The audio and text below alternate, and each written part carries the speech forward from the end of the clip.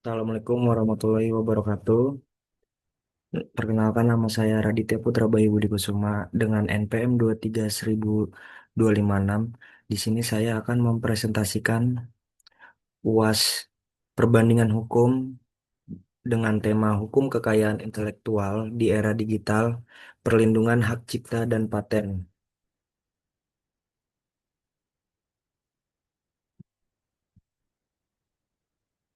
Bagaimana bagaimana negara maju mengatur kepemimpinan konten AI? Yang pertama, di Uni Eropa mengembangkan regulasi khusus menekankan perlindungan pencipta manusia dan batasan kepemilikan AI. Contohnya, EU Copyright Directive 2019 mengatur lisensi dan hak cipta atas konten digital.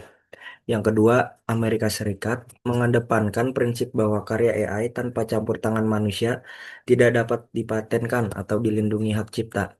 Pendekatan ini bertujuan untuk menjaga keseimbangan antara inovasi teknologi dan perlindungan hak pencipta asli di tengah perkembangan AI yang sangat pesat.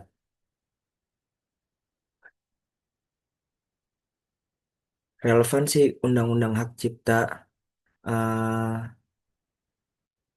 di era digital ini. Undang-Undang Nomor 8 Undang-Undang Nomor 28 Tahun 2014 mengatur tentang hak cipta masih menjadi dasar hukum utama. Namun menghadapi tantangan adaptasi terhadap teknologi digital dan AI. Pemerintah Indonesia sedang mengkaji revisi UU Undang-Undang Hak Cipta untuk mengakomodasi dinamika digital, termasuk perlindungan konten digital dan karya berbasis teknologi. Transformasi digital layanan kekayaan intelektual di Indonesia sudah berjalan dengan peningkatan permohonan hak cipta dan paten secara daring. Selanjutnya ada tantangan penegakan hukum hak atas kekayaan intelektual di Indonesia untuk konten digital. Yang pertama, pembajakan digital. Pembajakan digital dan pelanggaran hak cipta semakin marak dengan kemudahan distribusi konten melalui internet. Yang kedua, keterbatasan sumber daya. Penegakan hukum masih terkendala oleh keterbatasan sumber daya, kurangnya kesadaran masyarakat, dan proses hukum yang lambat. Yang ketiga, ada anonimitas dan lintas batas. Kasus pelanggaran hak cipta di platform digital sulit ditindak karena anonimitas dan lintas batas negara. Kolaborasi antar pemerintah, sektor swasta, dan masyarakat sipil sangat dibutuhkan untuk memperkuat pengawasan dan edukasi. Selanjutnya, studi kasus transformasi digital layanan kekayaan intelektual di Indonesia. Yang pertama, Menteri Hukum dan HAM Supratman Andi Aktas menyampaikan komitmen percepatan transformasi digital kekayaan intelektual di forum WIPO 2025. WIPO ini adalah World Intellectual Property Organization. Yang kedua, semua layanan KI ini dapat diakses secara online, mempercepat proses pendaftaran dan pengaduan. Yang ketiga, ada pameran pameran Local Roots Global Reach, penampilan karya berbasis KI dari budaya lokal sebagai bukti inovasi dan perlindungan KI. Yang keempat, adanya upaya revisi regulasi paten dan hak cipta sedang dilakukan untuk memberikan kepastian hukum yang lebih baik. Selanjutnya, menciptakan sistem hak atas kekayaan intelektual yang mendorong Indonesia dan melindungi kreator.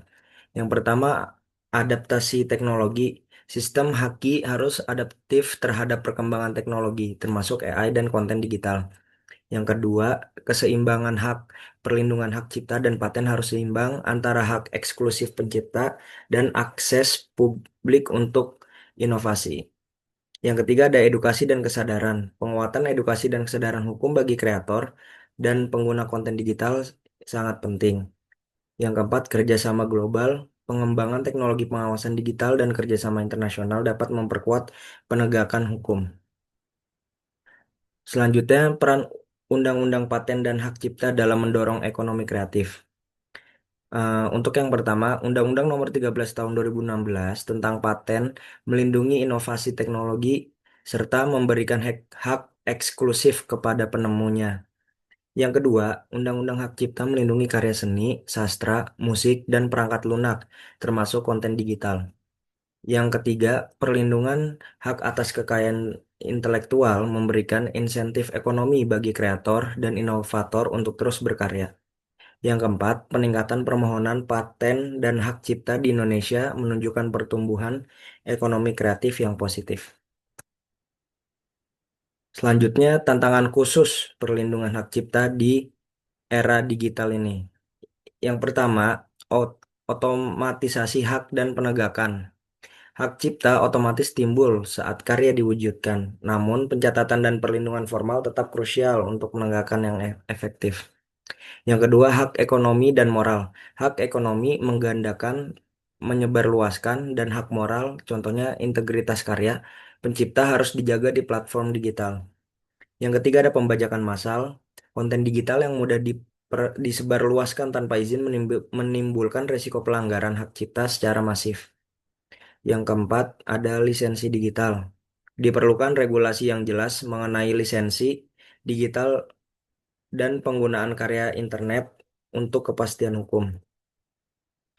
Selanjutnya, kolaborasi dan inovasi dalam penegakan hak atas kekayaan intelektual digital.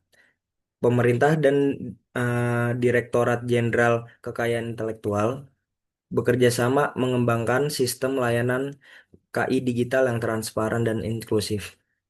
Yang kedua, World Intellectual Property Organization a- atau bisa disingkat dengan WIPO mendukung inisiatif global dalam perlindungan haki di era digital. Yang ketiga, dukungan regulasi, kebijakan dan regulasi yang responsif terhadap perkembangan teknologi digital. Yang keempat, teknologi baru, penggunaan teknologi blockchain dan AI untuk pelacakan dan perlindungan hak cipta mulai diuji coba.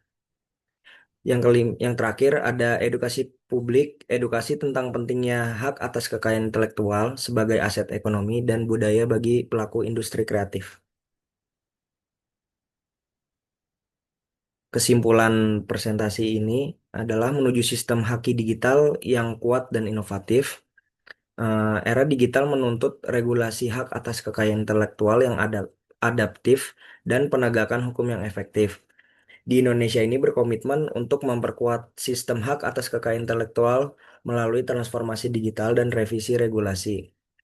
Yang ketiga, perlindungan hak cipta dan paten harus mendorong inovasi sekaligus melindungi kreator. Kolaborasi lintas sektor dan teknologi mutakhir menjadi kunci sukses perlindungan hak atas kekayaan intelektual di masa depan. Sekian presentasi dari saya. Kurang lebihnya mohon dimaafkan. Assalamualaikum warahmatullahi wabarakatuh.